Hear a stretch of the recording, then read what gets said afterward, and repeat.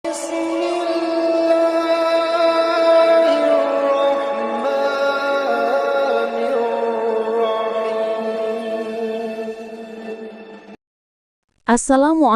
warahmatullahi wabarakatuh.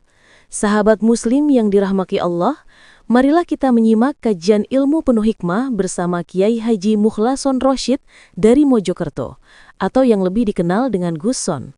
Selamat mendengarkan. Assalamualaikum warahmatullahi wabarakatuh. Nama saya Thohir dari Bangkalan, Madura. Allahu khalaqakum wa ma ta'malun. Ini ayat yang sering jenengan sampaikan, Gus. Allah yang menciptakan dan apa yang engkau kerjakan. Pertanyaannya, kalau semuanya Allah, hakikat penyembahan yang kami tanyakan, siapa yang menyembah, siapa yang disembah, apa yang dipersembahkan. Yang kedua, wa ma ubarri'u nafsi innan nafsa ammaratum bisu illa ma rahima rabbi. Janganlah engkau pernah merasa aman dari bisikan hawa nafsu. Sesungguhnya nafsu selalu mengajak kita kepada kejelekan. Yang menjadi pertanyaannya, apa Allah menjadikan nafsu? Terus di ayat yang terakhir, illa ma rahima rabbi. Bagaimana cara mendidik nafsu dari amarah lawamah, muhimmah, hingga menjadi nafsul mutmainnah, sesuai dengan firman Allah, ya ayyatuhan nafsul mutmainnah irji'i ila rabbiki radiyatan mardiyah fadkhuli fi ibadi wadkhuli jannati. Mohon pencerahannya, Gus. Sekian, terima kasih. Assalamualaikum warahmatullahi wabarakatuh. Waalaikumsalam warahmatullahi wabarakatuh. Nggih, matur suwun. Kalau semua itu Allah, lantas siapa yang menyembah? Siapa yang disembah? Terus perkara apa yang untuk dijadikan sebagai menyembah? Ayat wa ma ta'malun ini jarang dibuka, Pak. Yang sering dibuka itu wallahu khalaqakum. Bahwasanya yang menciptakan semua makhluk adalah Allah. Sementara wama ya'malun, wama ta'malun ini jarang dibuka. Karena ayat ini, kalimat ini langsung bersinggungan dengan tasawuf. Dan apapun yang kau lakukan. Jadi Allah diletakkan di belakang. Miturut pandangan dari pertanyaan pertama, kalau semua Allah, terus siapa yang menyembah, siapa yang disembah? Pertanyaan ini kalau dijawab dari kubu salik, jawabannya mesti ngeten, sing nyembah ya makhluk, yang disembah adalah Allah. Maklum nggih? Maklum. Tapi pertanyaannya ini kalau dijawab di golongan wasil, jawabannya cuma satu, tapi membingungkan. Sopo sing disembah, siapa yang menyembah, dan apa yang dijadikan untuk menyembah? Jawabannya mek setunggal, ingsun. Janganlah kau sembah namaku, sifat datku, tapi sembahlah aku. Ini ayat seakan-akan ada dua. Ada yang menyembah, ada yang disembah. Tapi maksudnya orang itu penyembahan akan benar kalau sudah di titik aku. Maksudnya ayat itu seperti itu sebetulnya. Kan dikatakan innani anallah la ilaha illa ana fa'budni. Lah gitu toh. Fa'budni. Sembahlah aku.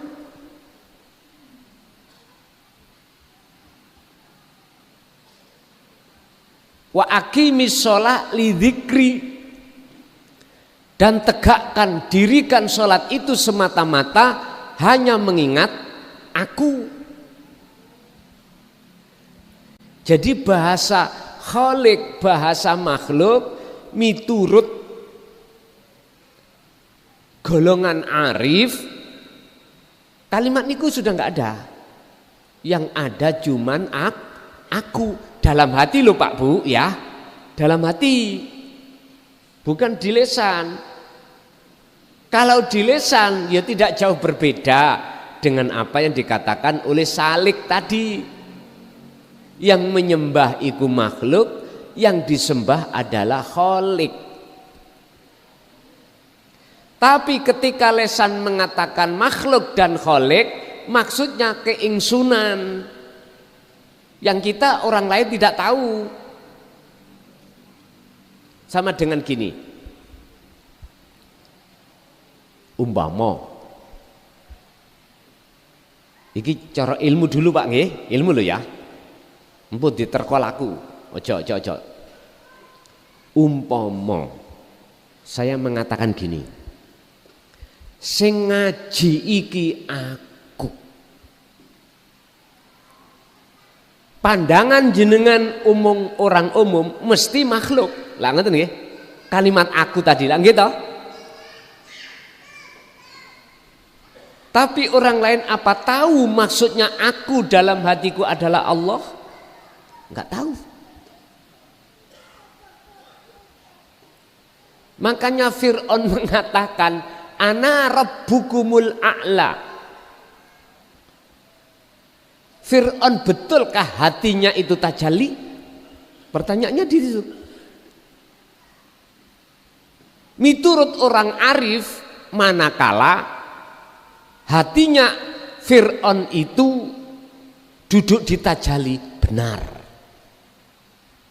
Cuman orang lain yang memandangnya oleh karena tidak tahu dan tidak paham menuduh Fir'aun menuhankan diri. Al-Halat juga begitu. Pokoknya intine sedaya arif niki Pak. Semua arif, baik itu yang prosesnya otodidak ataukah prosesnya itu lewat jalur wasilun, ilmu, amal, istiqomah. Kalau sudah di ranah arif, semuanya jawabnya cuman aku. Aku yang dimaksud kalau dijabarkan akunya Allah. Karena aku ini makhluk, beliau itu sudah nggak ada.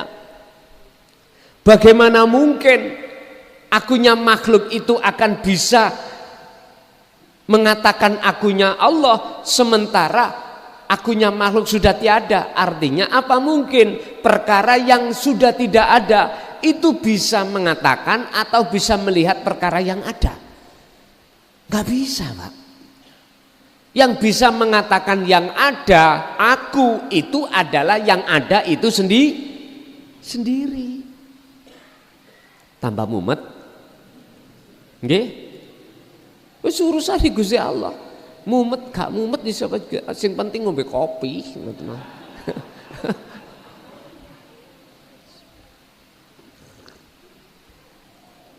Pun itu yang pertama. Terus yang kedua terkait masalah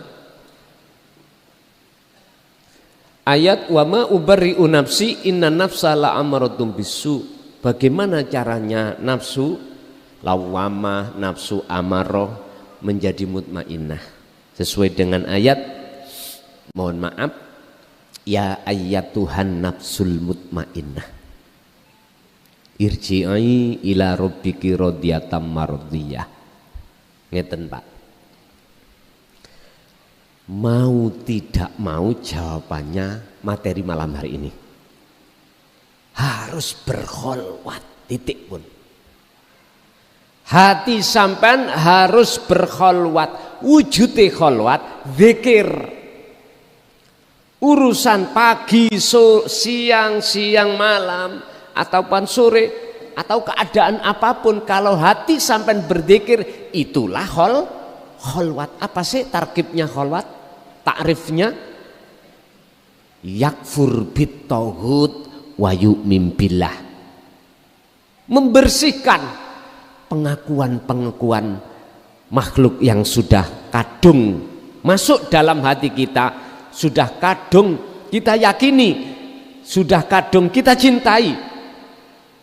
Ini harus dilepas.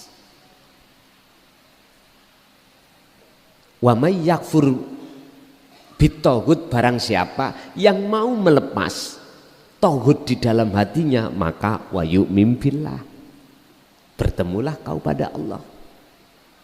Makanya nafsu itu akhirnya menjadi mutmainnah.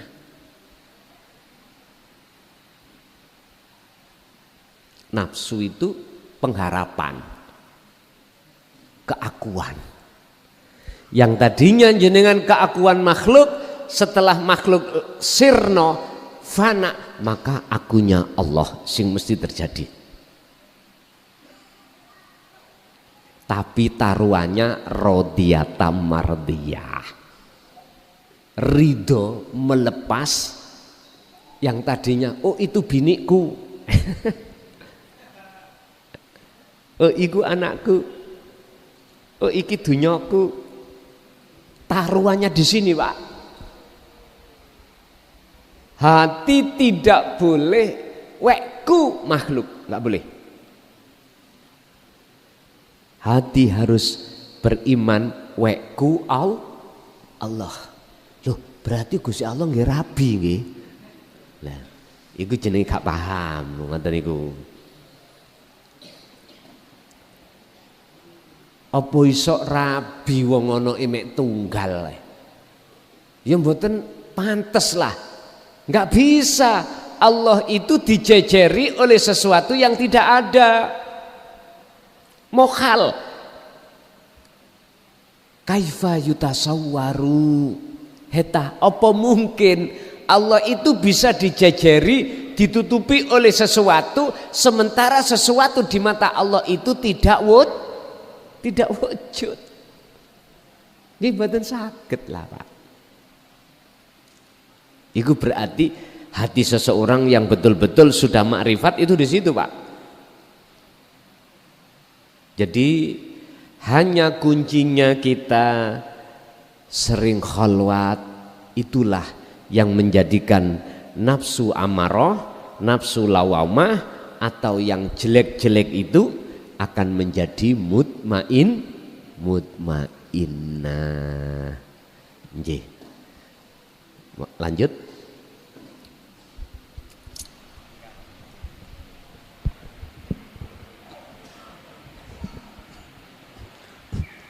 Assalamualaikum warahmatullahi wabarakatuh.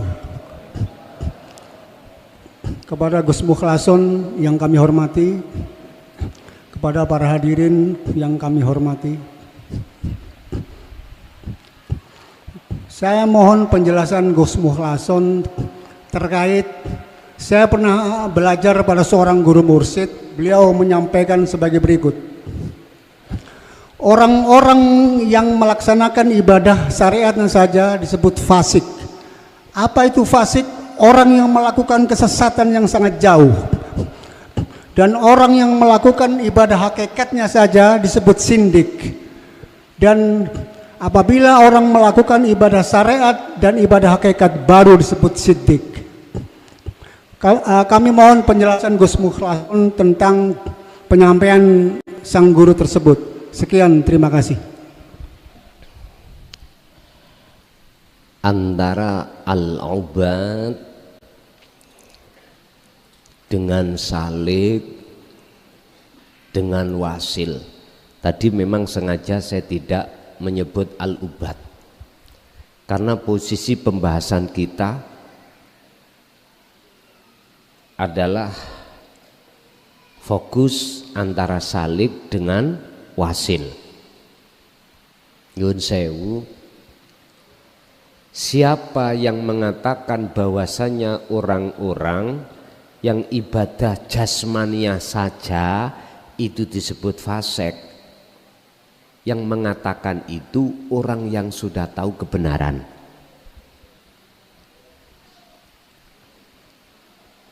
Tapi bagi kita yang masih disebut abid, abid itu ahli ibadah cuman hanya secara jawareh, fisik saja. Gak mungkin Pak ya, gak merasa kalau kita itu wong nyatanya kita setiap saat ya waktu al-imtithalul awamir, kita menjalankan apa yang Allah perintah secara fisik. Kita hanya dipahamkan dan disadarkan ibadah secara lahiriah saja. Gak mungkin kita mengatakan kita fasik karena nyatanya kita waktu perintah ya kita jalankan, larangan kita tinggal wastinabun nawahi. Tapi ini dikomentari oleh orang-orang yang sudah menemukan hakikat kebenaran, yaitu arif, beda.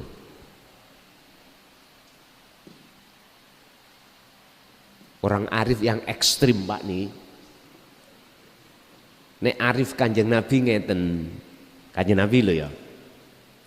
Maklum, dereng ngerti. Tidak ujuk-ujuk. Apa ujuk-ujuk itu Pak? Tidak lekas-lekas langsung dihukumi salah. Karena semua kita prosesnya dari sini. Sebagai sunatullah umat anak turunin Nabi Adam, semuanya begini Pak. Mulai dari Nabi Adam sampai anak cucunya, iku pernah dijerumuskan oleh iblis. Al-Hijr ayat 39-40, keterangannya ada di situ. Pernyataan iblis di hadapan Allah langsung nih, dan minta izin penangguhan iblis terhadap Allah diizini oleh Allah. Iblis itu dikasih wenang gudo menjerumuskan Nabi Adam dan anak seluruh anak putunya. Miturut cerita kisah di Quran, Nabi Adam ya kejelungup. Nah itu setelah makan buah khuldi. Kita syahwatud dunya.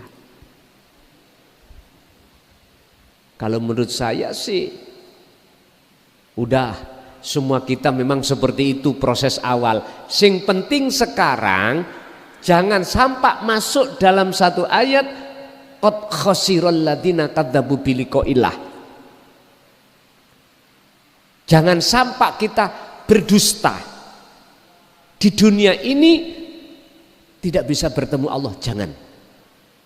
Sebab siapa yang mendustai pertemuan terhadap Allah di dunia ini ke akhirat, maka itulah qad khasiral ladina kadzabu biliqaillah. Sak sengsorone orang yang Pak Bu, getun kecewa itu nggak di depan Pak, mesti di belakang, mesti di belakang. Sekarang yang terpenting bagaimana caranya kita asalnya fasik, ya, asalnya ingkar, Terus menjadi iman sebelum mati, itu aja. Berarti kita tidak boleh mengevaluasi hati orang, berarti kita wajib ngerayai ngevaluasi hati kita masing-masing. Baru wis gak lolokan iku nek ana kuno.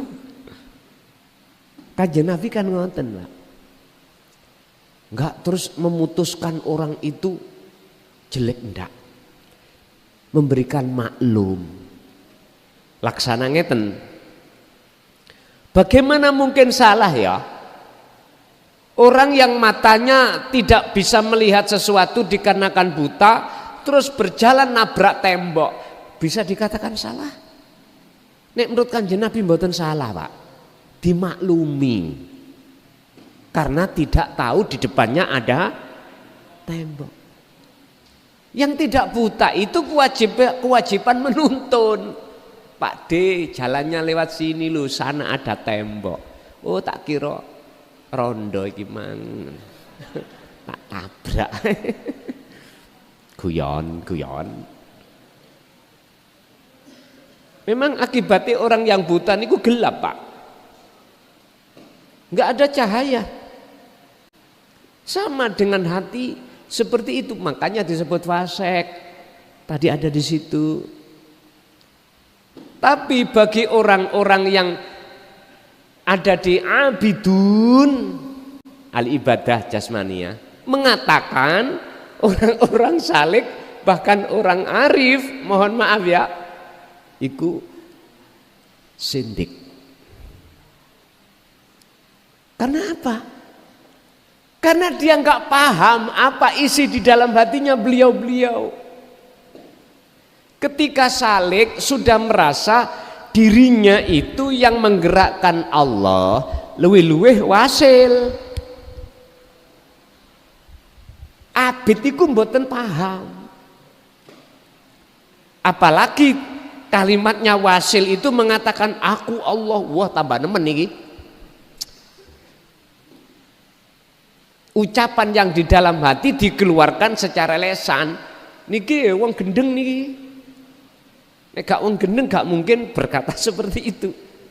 Artinya orang yang akalnya sudah dijadab, ditarik Allah sehatinya.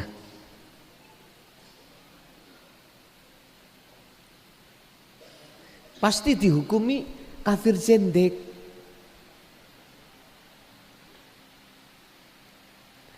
Lah, terus bisanya rukun bagaimana, Pak? Yang abid juga tidak lok-lokan.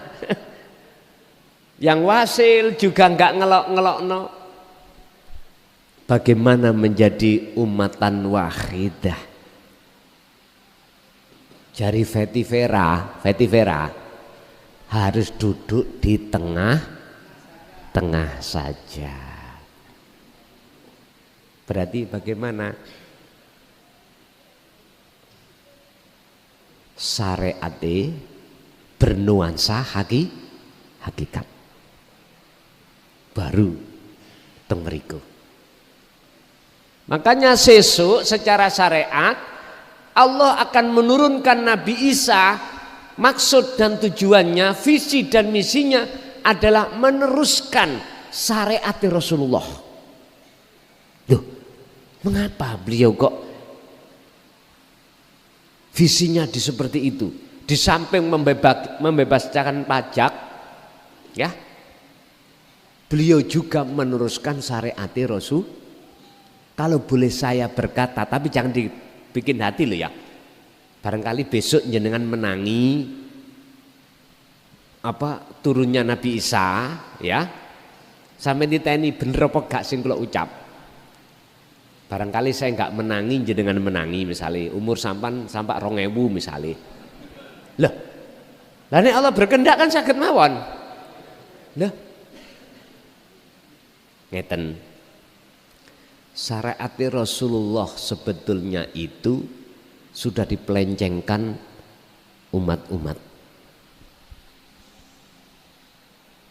Ngamuk, jenengan nesu. kama shallaita ala sayyidina Ibrahim millata Ibrahim hanifah. Syariate Rasulullah niku plek ambek kakek Nabi Ibrahim, syariat yang bernuansa hakikat. Ibaratnya sholat mesti khusyuk, mesti ketemu Allah. Ibaratnya ibadah ghairu mahdoh mesti ketemu Allah. Kerja misalnya, hati tidak terpancang dengan upah dan uang, enggak. Hati terpancang hanya bertemu. Lah sekarang gitu enggak? Lu kita bicara fakta, Pak. Tapi lah enggak kerasa toh? Enggak kerasa. Berarti sudah keluar syariat kita itu terhadap syariat Rasulullah. Nek cara lahire mboten, batin batos niki sing mboten sama. Sampai mengapa Allah menuangkan di dalam teladan, sing teladan itu khusus bicara liman kana yarjullaha, tidak liman kana makhluk.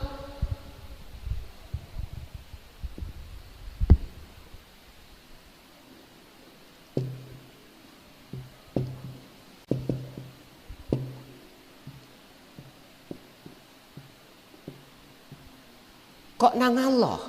Kok gak nang makhluk ayate? Ayo. Ayo saya mencari ning Quran, adakah yang makhluk?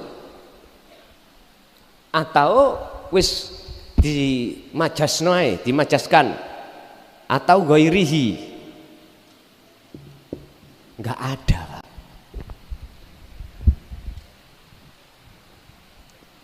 Mengapa harus ada di dalam hati itu satu keinginan untuk bertemu Allah? Dan ini sering dibahas, Pak. Tapi hanya sebatas kulitnya saja. Allah itu rahmat. Rahmat. Rahmat berarti derajat makrifat atau arif niku. Maksudnya ada di situ. Boten duweni keinginan untuk memperkaya diri. Hati loh, saya bukan ngomong jasmani. Ruhaniyah bukan jasmania. Kalau jasmania wajib. Wong ning dunya jenengan sebagai seorang suami yo kewajiban tanggung jawab anak istri lah gitu toh. Berarti wajib kerja. Tapi di dalam kerja itu ada Allah mboten? Lah disinilah Pak letaknya seseorang antara abid dengan wasil di sini. Biar dua-duanya tidak gelut, dua-duanya harus duduk di tengah-tengah. Berarti ketemu sudah pun boten lok-lokan. Iya Kang bener sampeyane. Aku biyen iku gak ngerasa nek aku iki fasik. Oh ngono. Sing ana wasil nggih ngoten. Iya Kang. Krana kula nggawa kebenaran situk tok. Tak anggap liyane gak ana. Memang gak ana.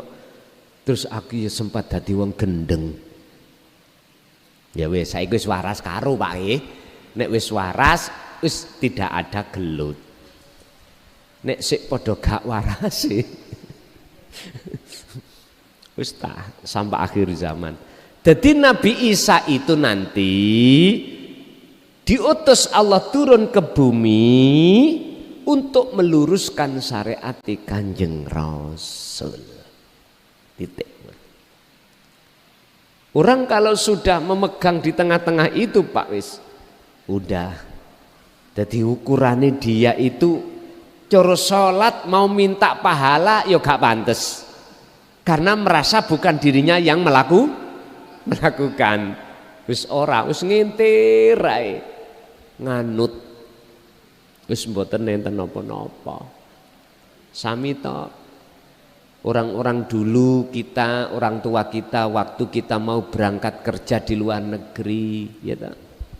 Ibu, bapak minta doa supaya enggak terjadi apa-apa. Akhirnya jenengan dilus baduk nggih arep mangkat. Ya wis cung.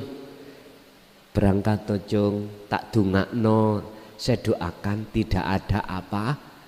Betul Pak, akhirnya pulang tidak bawa apa-apa. Doa ini orang tua. Masya Allah. Jadi itu nanti Pak akan menjadi rukun, tidak saling sikut-sikutan kalau semuanya menjadi orang sadar mekaten. Terus masih ada ya tadi pertanyaan ya. Oke, sampun. Oke, lanjut.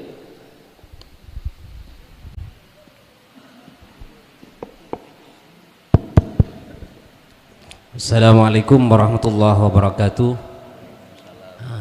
Sebelum bertanya, mungkin saya mengoreksi tadi pertanyaannya dari Bapak tersebut yang mengatakan bahwa seorang mursyid berkata demikian kemudian dijelaskan oleh Gus. Kami mohon maaf berpendapat la ta'ata, kami sebagai pecinta syariat dan juga pelaku syariat di dalam hal ini kami sangat hati-hati karena yang kami pegang la ta'ata li mahlukin fi ma'siyatil khaliq, dari siapapun yang datang entah itu dari guru sekalipun, kalaupun bertentangan, andaikan berkata demikian orang pelaku syariat adalah begini dan begitu, maaf kami tidak ulangi kembali, maka kami tidak setuju dan saya anggap itu kurang tepat. Oleh karena itu kita semua marilah kita tidak terlalu fanatik dengan ucapan oleh seseorang siapapun, guru manapun, tanpa kita mengetahui data ataupun sumber yang valid. Itu yang pertama. Memasuki kepada permasalahan Gus, mohon maaf mungkin teman-teman, karena begini, yang kami pelajari itu semua mata pelajaran, baik itu umum ataupun agama. Saat ini kami memasuki pelajaran adalah pelajaran yang sangat sulit, yaitu ilmu tauhid ini, bahkan lebih sulit daripada matematika. Kalau ilmu matematika kita menghafalkan rumus, insya Allah bisa cepat. Nah, langsung kepada permasalahan Gus, mohon maaf, panjenengan tadi menjelaskan tentang syariat. Kalau masalah syariat itu tentang ketuhanan atau ketahiran Allah, itu kami sangat tercerahkan, artinya tambah mantap, tambah yakin, karena kami yakini itu semua sesuai dengan redaksi atau sumber yang kami ketahui. Karena di dalam kitab, mohon maaf atas waktunya karena ketidaktahuan saya, apabila terlalu pendek mungkin tidak sampai maksud dan tujuannya. Ketika kami menjelaskan tentang siapa Allah, maka jawaban kami adalah ismun lidzati, Allah adalah nama untuk zat sang pencipta alam. Kemudian masuk kepada langsung mungkin kepada wasil ataupun kepada apa tadi murad yang Gus sampaikan. Karena ketika kita masuk kepada wasil, sebenarnya pertanyaan ini sama yang disampaikan dengan tadi itu Gus. Jika saya adalah menyembah dan yang disembah dan juga bahan yang disembah adalah sama, Maka hal ini saya perhatikan, fenomena ini sering terjadi sehingga seseorang akan meninggalkan syariat. Bahkan banyak, dengan pertanyaan orang tersebut tadi, banyak orang yang tidak sholat karena berpedoman dengan tersebut, dengan Allahul ladzi khalaqakum gitu. Terus yang saya tanyakan mungkin Gus, redaksi yang mengatakan bahwa ingsun tadi yang dijelaskan oleh antum itu menurut syariat, ingsun menurut antum tadi di dalam apa, di dalam hakikatnya atau di dalam wasilnya, karena ini sangat apa, tanpa ruwet itu ini Gus, tanpa ruwet gitu. Terima kasih. Gini Pak ya, mohon maaf sekali lagi. Makanya mengapa Kanjeng Nabi itu bersikap pasif menghadapi iman dalam hati seseorang itu kompleks. Ada yang masih di tingkatan Islam, ada yang sudah iman, ada yang belum ihsan, bahkan sudah ihsan. Rasulullah selalu arif menghadapi umatnya yang seperti itu. Artinya selalu beliau itu tidak menjustis selamanya itu salah, enggak. Mesti mengatakan maklum.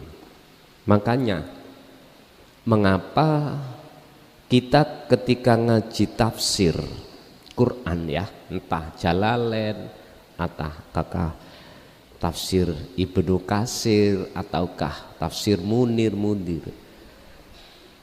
ketika kapasitas kita itu belum dianta, kita masih dihua, nggak bisa untuk berkata-kata apa yang isi maksud maqasidul a'dham atau makhlus syahidnya di dalam anta, mboten saged. Apalagi kalau kita berbicara ana, susah sudah. Tapi gini Pak, mohon maaf, kita harus kembalikan.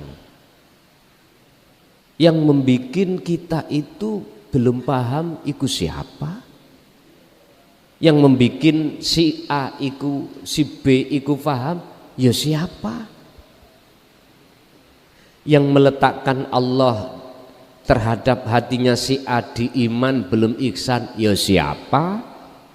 Yang meletakkan si B di ihsan, ya siapa? Itulah Pak, Rasulullah itu memandang pelakunya yang sebenarnya, tidak memandang mukawanatnya. Sebab ada salah satu makalah Ibnu Athaillah, salah satu yang saya lupa itu makalah keberapa, mengatakan gini, al-kaunu minal mukawanat zulmatun ay adamun. Wis iki ngawelu niki, makalah niki kalau kita minim belum mengerti makhlus syahidnya la ilaha illa anta, nggih sik di muterno Gusti Allah, sik bingung. Nah di situ dikatakan ngeten nek, makhluk semuanya itu bersifatkan zulmah. Zulmah itu peteng, gelap. Alam iki gelap. Pada hakikatnya sarai gelap ai adamun, ora ono. Loh, kalau kita tidak paham kan ngeluh Pak, bingung. Memang dulu kita prosesnya seperti itu. Makanya mengapa kita setelah akil balik itu harus bersyahadat.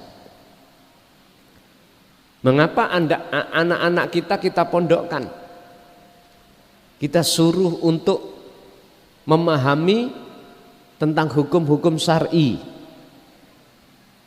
Disinilah prosesnya.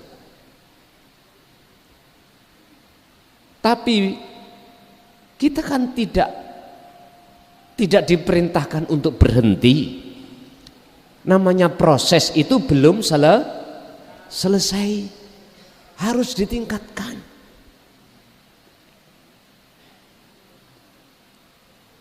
Kalau bahasa tauhid itu susah kita hayati, susah kita fahami, gini aja, yang membuat sulit siapa?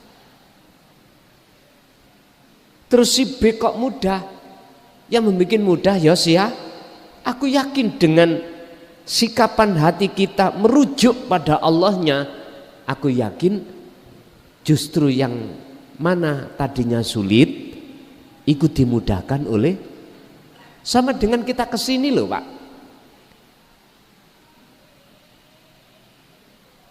Hati kita susah, sulit atau enggak, dengan pedoman yang bisa mendatangkan ke sini itu cuman Allah. Hati kita untuk merujuk kepada Allahnya ini susah apa sulit? Ini rahasia kita masing-masing. Susah enggak iman kita meyakini saya bisanya berdiri, rukuk, sujud, duduk itu karena Allah? Ataukah sebaliknya, karena kita sendiri? Sumbernya bisa berdiri, sumbernya bisa rukuk, sujud, duduk atau datang ke sini dari kita sendiri atau dari Allah? Susah enggak hati manakala diajak untuk merujuk pada Allah? Lah niki tergantung kelas kita masing-masing. Apabila kita itu susah hati kita diajak ingat sadar semua karena Allah, yes memang masih dibikin Allah gitu proses. Tapi ingat, jangan pernah berputus asa. Sesulit apapun iman kita untuk merujuk kepada Allah, teruskan, jangan berhenti. Olehnya kau ingat pada Allah walaupun itu susah. Nyun sewu, lebih bahaya orang lupa kepada Allah dikarenakan tidak berzikir daripada orang berzikir tapi hatinya lupa kepada Allah. Saya ulang, lebih bahaya orang lupa terhadap Allah disebabkan tidak berzikir daripada orang yang berzikir lesannya tapi hatinya lupa pada. Loh, ini proses maksudnya itu. Berarti dari makalah ini menyarankan kepada kita, walaupun kita belum bisa ingat dengan benar, jangan pernah sampai melupakan dzikir. Makanya kemarin pas di mana itu ada yang bertanya, bagaimana caranya hati saya ada rasa rindu pada Allah? Bagaimana caranya hatiku ada rasa ingin ketemu Allah? Jawabannya, kalau panjenengan hati mau terus menerus berzikir sir, itu nanti Allah akan memberikan namanya sifat kerinduan. Satu. Nomor dua, rindu biar ketebus, yang disebut ketemu, itu jenengan wajib untuk bersirul asror, baru ketemu. Makanya kitab ada Pak karangan Syekh Abdul Qadir Jailani, kitab Sirul Asror, itu setelah beliau digoda oleh iblis yang ngaku-ngaku sebagai Tuhan. Oleh karena beliau itu membawa asror, akhirnya lenyaplah. Allah melenyapkan iblis dalam pandangan beliaunya. Akhirnya beliau menulis kitab namanya Sirul Asror. Bapak Ibu hadirin, jadi Saya sendiri memang ya kadang-kadang ya mikir Pak, bagaimana saya ini menghadapi saudara saya yang masih Islam, ataukah sudah iman, belum ihsan, ataukah sudah ihsan. Tapi yang jelas kami akan bersikap searif mungkin, artinya mohon maaf, dari kacamata dua inilah yang selalu kami pakai. Miturut orang abid gak salah, tapi miturut orang arif isih salah. Lha ngeten ndak? Miturut salik iku karena proses ya gak salah. Miturut arif iku isih salah. Lho ngoten niki. Sing gak salah blas cuman Allah. Jadi menungso iku gak punya hak untuk menghukumi iki salah, iki bener. Yang berhak menghukumi iki bener, iki salah, iki sesat, iki enggak, cuman Allah. Makanya diberikan ilmunya untuk bisa ada pandangan. Dengan pandangan itu akhirnya bisa membedakan antara satu dengan dua. Oleh karena kita dulu memang prosesnya seperti itu, Pak. Artinya kita itu sebelum mengenal Allah ya lewat namanya dulu. Namanya, lalu sifatnya, lalu zatnya, lalu wujudnya. Jadi siapapun panjenengan, apapun inisiatif atau kaidah jenengan, saya tidak ujuk-ujuk langsung menyalahkan, enggak. Karena semua orang itu poksinya, kelasnya masing-masing. Tidak bisa kita langsung membastis itu salah, itu salah, susah. Dia pun juga enggak mungkin merasa bersalah. Walaupun kelihatan salah, tetap dia tidak mengakui salah karena merasa benar. Ngoten lho. Nggih nyun sewu. Inilah terjadinya bentrok itu di situ. Sing sini merasa benar, sing sini juga merasa benar. Sing sini Allahu Akbar, sing sono Allahu Akbar. Wis endi? Tengah-tengah sing benjut. Lho ngoten lho. Nggih. Nggih. Terus pundi pengurus panitia monggo.